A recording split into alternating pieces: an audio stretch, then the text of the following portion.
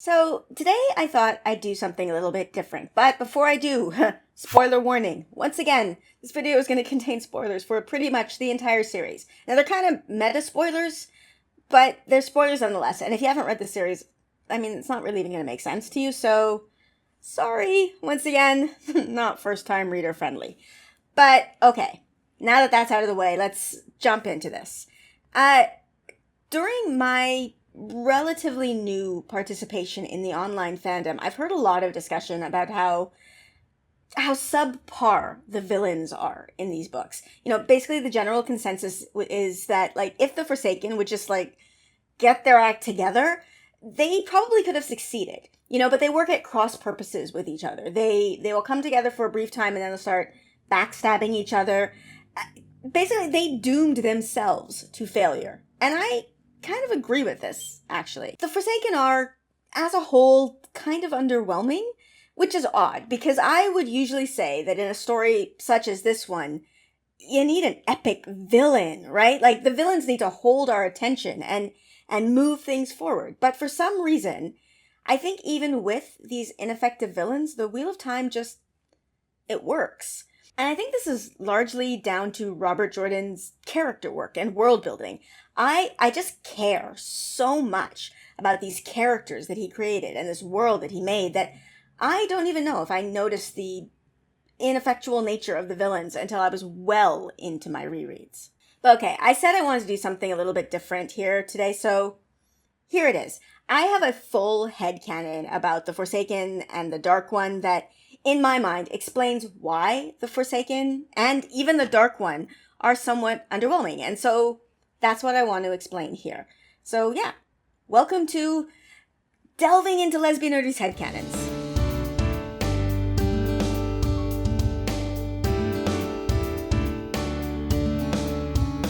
So with that, let's dive into my headcanon about the Dark One and what he is, just in general. First of all, Dark One's not a he. That just says that, like, outright in the big white book about Aart. But he's generally spoken of using male pronouns, and I'm just going to continue with that tradition just for simplicity. Okay, so in my headcanon, the Creator and the Dark One are opposite forces. They're equal and opposite. The Creator is, as their name suggests, a creative force that creates life and brings things into existence and wants to perpetuate existence and life.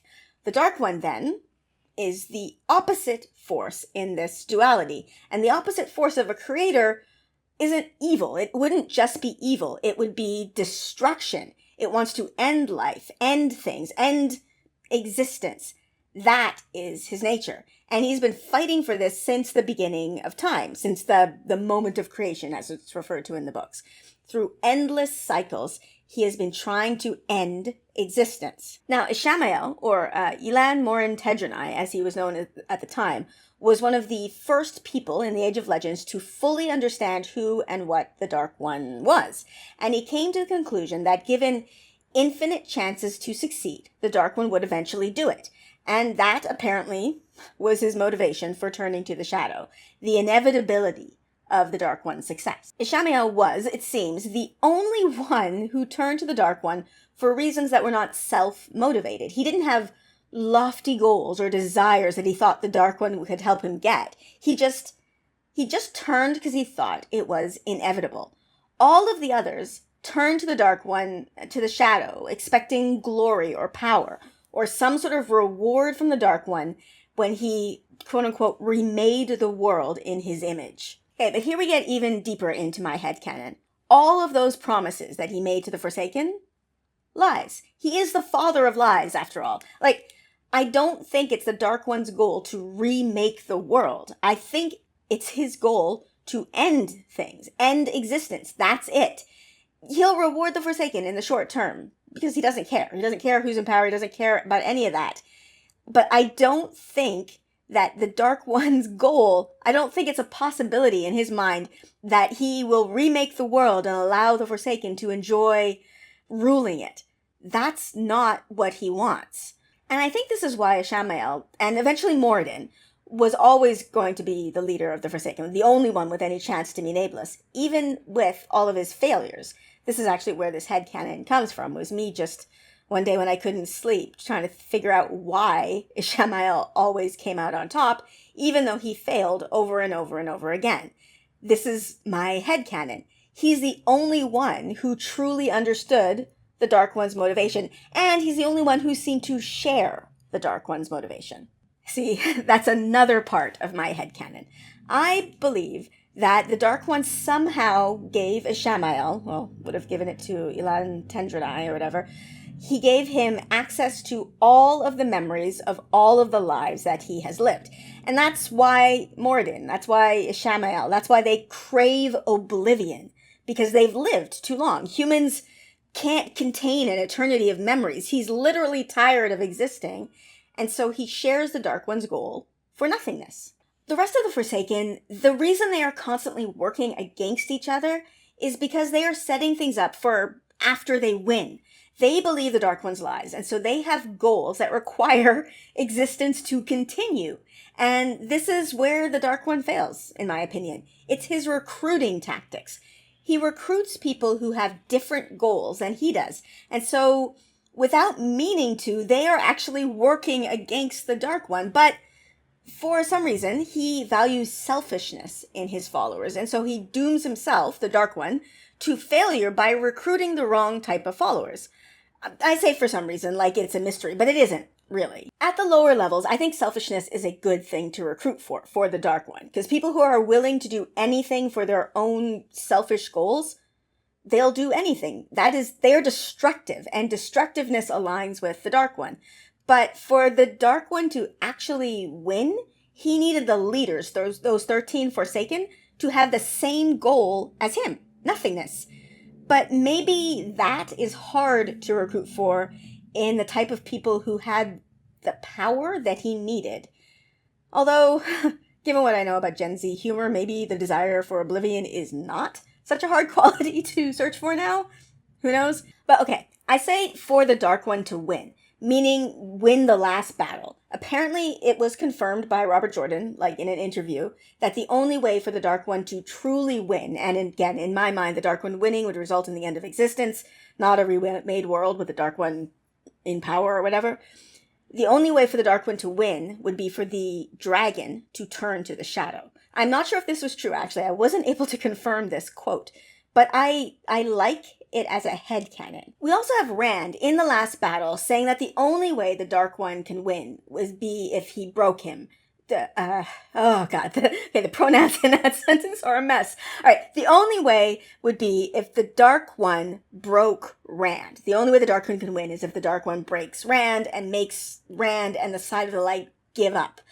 And of course, this would be very hard to achieve because the Side of the Light follows the creator and the nature of the creator, and the nature of the creator wants life to keep existing. So how do you get the dragon, the champion of the light, to give up or turn to the dark? You need to lure him somehow. And selfish reasons are the easiest to go for. You are not going to lure the champion of the light, who we know is always the same soul reborn, by saying, "Come to the dark side, we have cookies," and by cookies I mean oblivion. Like, that's not going to interest a soul with the nature that we know Rand has.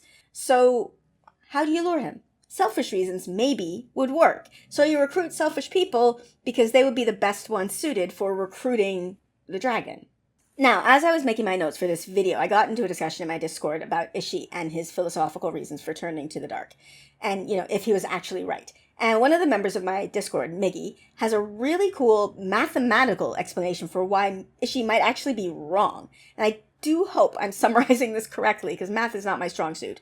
But the way I understood it was that if Ishi is right, and that given an infinite amount of chances, the Dark One statistically must win at least once, if we take this as true, and that we take that time is an infinite circle, so the Dark One doesn't only have an infinite amount of chances in the future, he also has an infinite amount of chances to win in the past.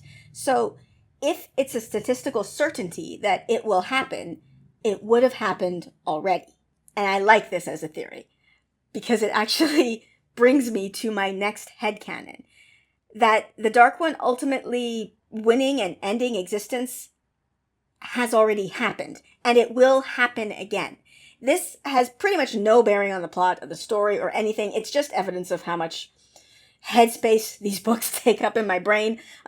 Again, this is another headcanon I came up with on a night when I couldn't sleep. That the Wheel of Time the world of the Wheel of Time is just one wheel within a larger wheel. It's wheels within wheels. It's, what is it, the seraphim or whatever from the Bible?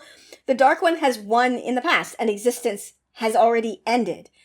But then some wheel outside of time as we know it turns, and there is a new moment of creation, and the cycle that we understand begins again. So, yeah, that is my headcanon. It doesn't really impact my opinion of any characters, really, except for, Ishamael and Moradin, whatever. It's a pretty meta headcanon, but it's an explanation in my mind of why the Dark One failed, and why the villains are so ineffective.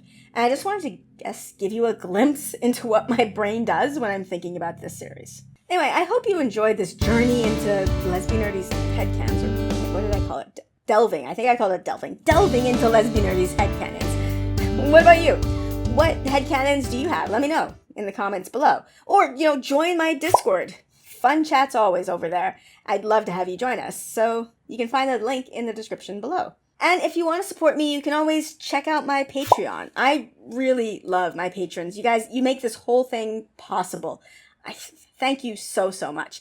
And I forgot to mention this in my last video, but I've got merch now. You can wear my logo on a shirt, or you can show people the wisdom of Malkir, that duty is indeed heavier than a mountain with this shirt. Or you can get it on a mug. Links to my merch will be in the description below. And as always, like, subscribe, stick around for the art credits, and I'll see you next time. Bye!